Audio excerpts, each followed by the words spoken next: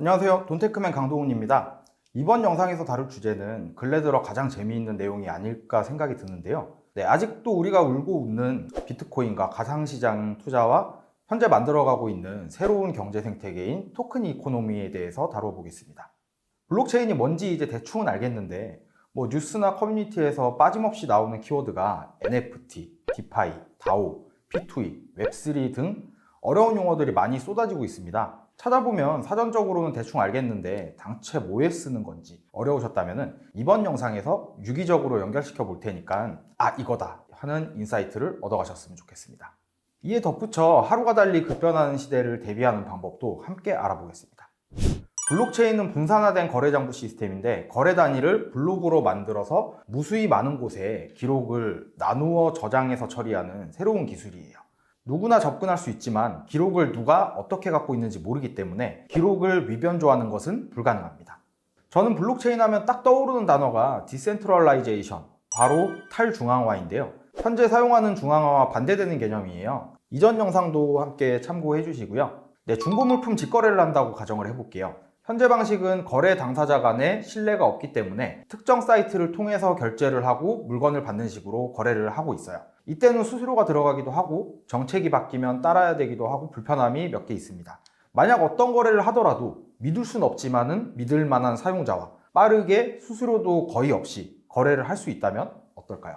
좀 말장난같이 이상하죠? 믿을 수 없는데 믿을 만하다니요.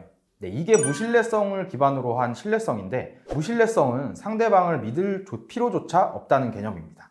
거래 사이트를 통하면 우리가 거래를 할 때마다 돈을 버는 곳은 사이트를 운영하는 기업이 될 것이고 판매자든 구매자든 기업이 시키는 대로 따를 수밖에 없는데 블록체인을 활용을 한다면 무수히 많은 사람들이 참여를 해서 거래를 하기도 하고 그 거래를 검증해주고 수수료를 받아가기도 합니다. 이 메커니즘이 바로 블록체인을 통해 탈중앙화된 환경에서 거래를 하고 채굴을 해서 보상을 받는 개념이에요. 여기서 필연적으로 무언가를 주고받게 되는 매개체가 필요한데 이게 바로 크립토커런시라고 하는 암호화폐입니다.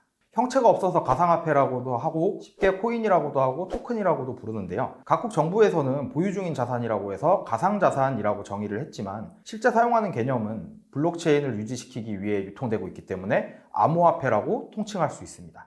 코인은 독립된 블록체인 네트워크, 이걸 메인넷이라고 하는데 메인넷을 갖고 있는 것을 코인이라고 하고 메인넷 없이 다른 네트워크를 활용하면 토큰이라고 분류하고 있습니다. 언젠가부터 급격한 변동성으로 우리를 설레게 하기도 하고 울리기도 한 코인 투자가 활성화되고 있는데요.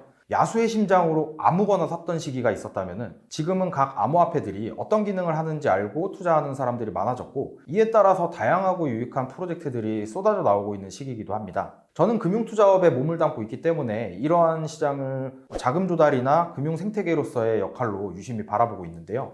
새로운 프로젝트에 대한 벤처 캐피탈과 탈중앙화 금융인 디파이를 다루고 있다 보니 생각보다 깊숙이 들어오게 됐어요. 과거랑 다르게 암호화폐의 역할이 좀 다양해지기도 했고 구체화되기도 했고 그에 따른 산업 분야가 확대되고 있기 때문에 굉장히 설레기도 합니다. 투자처가 굉장히 많아졌거든요. 앞서 언급한 디파이는 디센트럴라이즈드 파이낸스, 탈중앙화된 금융 시스템의 약어인데요. 암호화폐를 보유하고 있을 때 예금의 개념인 스테이킹을 하면 대출을 해주기도 하고 이자를 주는 등 중앙화된 은행을 거치지 않고도 금융활동을 할 수 있는 기능입니다. 그런데 암호화폐는 초단위로 시세가 계속 변하는데 금융 시스템으로는 부적합한 거 아닌가요? 그래서 탄생한 것이 스테이블 코인이에요. 가격을 현재 기축통화인 달러와 연계를 시켜서 변동성을 최소화시킨 것입니다. 대표적으로 테더코인이라 불리는 USDT 그리고 USDC, BUSDT가 있습니다. 코인 한 개당 1달러와 연동이 되는데 가능한 이유는 달러를 보유한 수량만큼만 발행을 해서 유통을 시키기 때문이에요. NFT라고 매스컴에서 한 번씩은 들어보셨죠? NFT는 Non-Fungible 토큰의 약자이고 NFT라고 부르기도 합니다. 대체불가 토큰이라고 해서 각각 고유한 값을 갖고 있어서 정확한 소유권을 담고 있는 암호화폐인데요. 반대되는 개념을 Fungible 토큰인 FT인데 우리가 거래소에서 일반적으로 사고 파는 코인들이에요. 형체도 없는 것이 소유권이 뭐라고 이렇게 날릴까? 이 이유는 뒤에서 다시 살펴보기로 하고요. 세상의 NFT는 전부 다른 거라고 보시면 돼요. 쉽게 설명하자면 내가 지금 살고 있는 집 주소라고 생각을 하시면 되는데 아파트라고 할 때 같은 동이라고 해도 완전히 똑같이 생기지도 않았고 무엇보다 고유한 주소지가 있죠. 여기서 소유권을 표시하기 위해서 등기를 하게 되는데 NFT를 가상세계에 등기하는 과정을 민팅이라고 합니다. 민팅을 하면 내 소유다라는 것을 누구나 알 수 있게 하도록 등록을 하고 시장에서 판매를 할 수 있게 되죠. 가격은 본인이 정할 수도 있고 사고 싶은 사람이 많이 몰리면은 가격이 점점 올라가겠죠. 가상세계에 대한 거래가 활발해지면서 각각 그 경제 생태계가 만들어지는데요.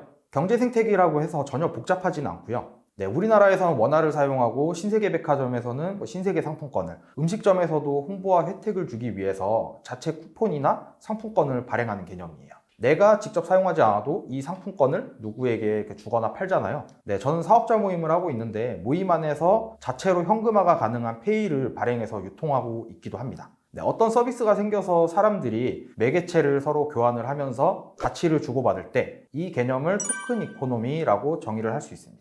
현재 사용하는 몇 가지 예시를 들어볼게요. 최근 돈 버는 게임으로 핫하게 알려진 엑시 인피니티라는 게임은 일반 게임은 그동안에 즐기기 위한 비용을 지불했다면은 엑시는 게임을 하기 위해서 캐릭터를 유료로 구매를 하고 퀘스트를 깨면서 보상받은 토큰을 다시 게임에 쓰거나 아니면 거래소에 판매를 해서 돈을 버는 구조입니다.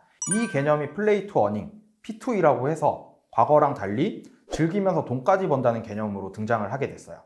또 다른 예시로 디센트럴랜드라는 가상부동산 플랫폼에서는 맵을 NFT로 만들어서 판매를 하고 그 공간 안에서 건물도 짓고 미술품도 전시하고 아이템을 만들어서 판매도 하는 등 마찬가지로 회사만 돈을 버는 게 아니라 노력에 따라서 나도 돈을 벌 수 있는 구조입니다. 각각의 미술품이나 아이템도 전부 NFT가 되고 이것 하나하나가 가치가 생기기 때문에 현재 우리가 쓰고 있는 화폐로 교환까지 가능하다는 것이죠.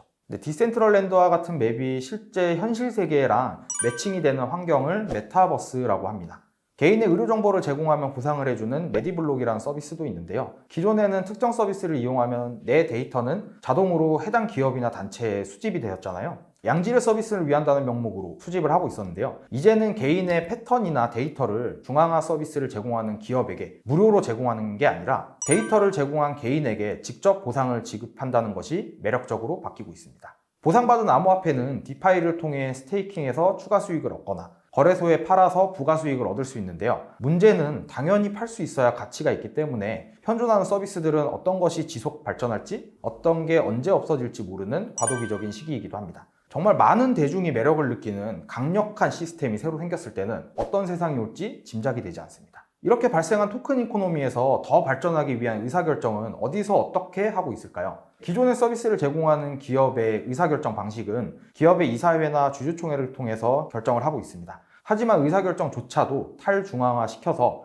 Decentralized Autonomous Organization, DAO라고 하는 탈중앙화 자율조직이라는 개념이 생겨났습니다. 탈중앙화 자율조직은 말 그대로 중앙에서 회의를 통해서 의사결정을 하지 않고 DAO에 이런 누구나 의견을 제안하고 다수가 동의를 하면 자동으로 진행되는 자율화 조직입니다. 어떻게 통과되냐고요? 누군가 좋은 의견을 제안을 하면은 스마트 컨트랙트라고 하는 전자계약을 통해서 설정한 조건이 충족했을 때만 통과되도록 해서 누군가 결제를 이렇게 맡을 필요도 없고요. 정치적으로 악용을 할 수도 없습니다. 바로 DAO를 가진 지분만큼 의견을 행사할 수 있기 때문이죠.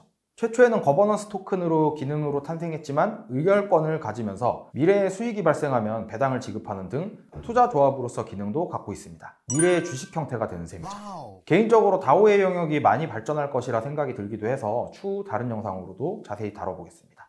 그렇다면 왜 이런 환경이 되고 있고 발전을 하고 있을까요? 등장 배경은 대중의 힘이 담긴 탈중앙화라고 생각을 합니다. 디파이, 다오, 디앱 등 대부분의 앞에 디센트럴라이즈드를 뜻하는 D자가 앞에 붙어 있는데 이 시기에 기술 또한 많이 발전을 해서 이렇게 되면 좋겠다 이렇게 생각만 했던 일들이 실제로 현실 세계에 구현되고 있는 셈이죠. 이것을 손쉽게 가능하도록 만들어주는 환경이 바로 웹 3.0입니다. 1990년대 인터넷이 발전하면서 등장했던 웹 1.0은 단순히 텍스트나 이미지를 읽는 기능만 있었다면 2000년대 이후 활발해진 웹 2.0에서는 읽고 쓰고 소통하는 기능이 발전을 해서 오늘까지 오게 됐는데요. 그렇다면 웹 3는 읽고 쓰기에 더해서 소유에 대한 개념까지 생겼어요. 현재 웹 2.0 환경에서는 일반 대중이 글이나 이미지, 음악, 영상과 같은 콘텐츠를 제작을 하고 배포를 하게 되면은 그 수익은 플랫폼 사업자의 수익이 되어버렸는데요. 광고 수익으로 가치를 보존해주긴 하지만은 플랫폼에 올라간 소유권은 개인이 갖고 있거나 다른 플랫폼에서 별도로 활용하기 어려운 현실입니다. 웹3에서는 Create to Earn이라는 C2E의 개념으로 개인에게 콘텐츠에 대한 수익을 나눌 수 있는 환경으로 발전을 하고 있습니다. 혹자는 현재가 지금 웹3에 들어섰다고도 하지만 이것은 시대가 지나봐야지 언제부터 웹3가 시작됐는지 정의할 수 있기 때문에 어떻게 변하고 있는지는 충실히 따라가야 된다고 생각을 합니다. 새로운 생태계가 등장해서 발전한다고 현재 자본주의를 쉽게 대체할 수 있을 거라고 생각은 하지 않습니다. 다만 대중은 편리한 쪽으로 발전을 하기 때문에 현재 체제를 어느 정도 보완을 하면서 발전할 것이라고 생각을 하고 있어요. 예전에는 실제 금을 주고받다가 금 보관증 개념인 현금이 생기고 현금이 불편해서 카드와 전자화폐가 생긴 지금, 앞으로도 어떤 방식으로든지 간에 발전할 가능성이 무궁무진합니다. 지속적으로 현금이 유입되면 인플레이션이 발생하고 생태계가 기울어질 우려도 있지만은 각국 정부나 토큰 이코노미 반대 세력이 적절히 유지시켜 줄 것이라고도 생각을 하고 있어요. 앞으로를 나름대로 정의를 해보면요, 하드웨어와 기술은 빠르게 발전할 것이고 정부 차원에서도 적절히 중심을 잡을 보완책을 만들어 나갈 것 같은데요. 소득이 생겼다고 무작정 세금부터 걷는 게 아니라 산업을 활성화할 수 있는 방향성과 일반 소비자를 보호할 수 있는 두 가지 방향 모두를 고려해야 될 것입니다. 30년 전만 하더라도 종이 쪼가리라는 주식이 이렇게 발전했다고 생각을 한다면은 지금도 엎치락뒤치락 하다가 정부나 단체에서 여러 가지 보호장치, 리스크 관리, 과세 체계를 제대로 정립을 해서 현재 사용하는 정부의 돈 CBDC가 활성화된다면은 진정한 스테이블 코인이 탄생하지 않을까란 상상을 해봅니다. 미래는 내가 원하는 대로 바뀔지 아닐지 지금은 알 수 없어요.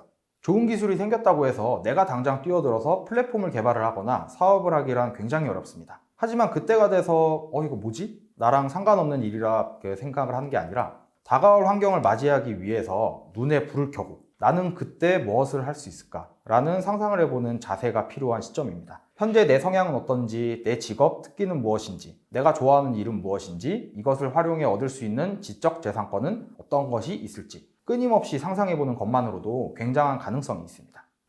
투자를 하실 때도 신중히 결정을 하셔서 건전함을 잃지 않으시길 바라겠고요. 더 양질의 정보를 공유드리기 위해서 구독과 좋아요는 필수입니다. 이상 돈테크맨 강동훈이었고요. 더 좋은 영상으로 찾아뵙겠습니다. 빠이!